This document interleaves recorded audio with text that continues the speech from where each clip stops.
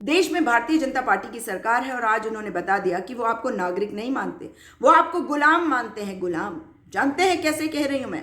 क्योंकि आज जब इलेक्टोरल बॉन्ड्स को चैलेंज करने वाली याचिकाओं पर माननीय उच्चतम न्यायालय के समक्ष सुनवाई हुई तो सरकार का पक्ष रखने वाले अटॉर्नी जनरल आर वेंकटरमणी ने क्या कहा? उन्होंने कहा संविधान के आर्टिकल 19(1) के तहत सूचना आपको मिले पारदर्शिता के साथ ये जरूरी नहीं है। देश के नागरिकों को कौन सी पॉलिटिकल पार्टी को कितना पैसा मिल रहा है ये जानने की जरूरत नहीं है।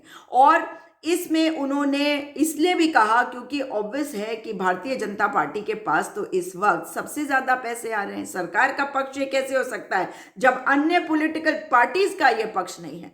भाई अन्य पॉलिटिकल पार्टी से पूछिए, वो जानना चाहते हैं कि कौन सा इंडस्ट्रियलिस्ट कितने पैसे दे रहे हैं भारतीय जनता पार्टी को और कितने पैसे उनके पास आ रहे हैं। क्योंकि इंडस्ट्रियलिस्ट जो होता है वो पैसा कोशिश करता है कि जो इस वक्त हाई पे होता है उसको ज्यादा दे, लेकिन वो दूसरे को भी दे सकता है, लेकिन उस पर लगाम लगाने का काम सरकार बेहतर रूप से कर रही है। तो पहली बात तो ये हो गई। और दूसरी बात ये कि आप टैक्स भरते हैं, उस टैक्स से सरकार जो है सारे कार्य कराती है और लोन्स देती है इन इंडस्ट्रियलिस्ट को। यानी कि आपका पैसे इंडस्ट्रियलिस्ट को जाता है, वो पैसा कमाता है, बनाता है और उसके बाद उसके लोन को तो राइट ऑफ भी करा जा सकता है, उसको वेव ऑफ भी करा जा सकता है। लेकिन सरकार ये नहीं बताने को तैयार कि वो इंडस्ट्रियलिस्ट उसके बाद कौन सी पार्टी को कितना पैसा दे रही है। अगर पार्टियों को दिक्कत नहीं है तो सरकार को क्या दिक्कत हो सकती है भला? क्योंकि भारतीय जनता पार्टी को दिक्कत है और भारतीय जनता पार्टी की सरकार है।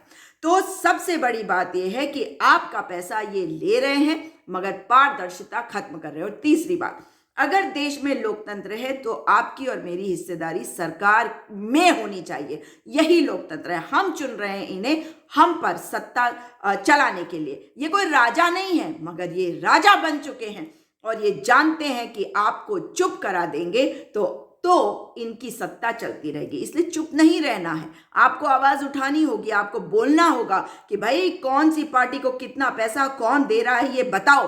और बताओ कि अगर अन्य पार्टियों को दिक्कत नहीं है तो भारत की सरकार को क्यों दिक्कत है? क्या इसलिए क्योंकि भारतीय जनता पार्टी की सरकार है?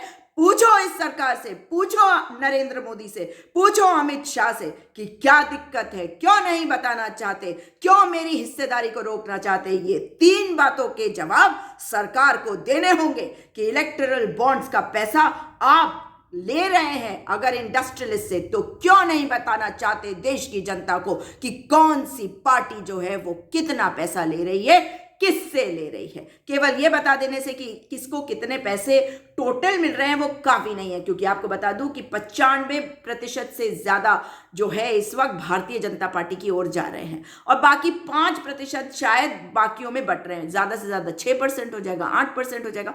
ये सही नहीं है। लोकतंत्र में इस तरह का डिसबैलेंस, इम्बैलेंस होता है। ये पूरा का पूरा हार्मोनल इम्बैलेंस हो चुका है, इसीलिए आज देश इतनी कठिन परिस्थितियों से गुजर रहा है। लेकिन आप देश के नागरिक हैं, आप देश के मालिक हैं, इसलिए सवाल पूछिए कि इलेक्टोरल बॉन्ड्स में पैसा किसका कितना आ रहा है। क्योंकि ये आपका पैसा भी है, आपका अधिकार भी है और आपका कर्तव्य भी।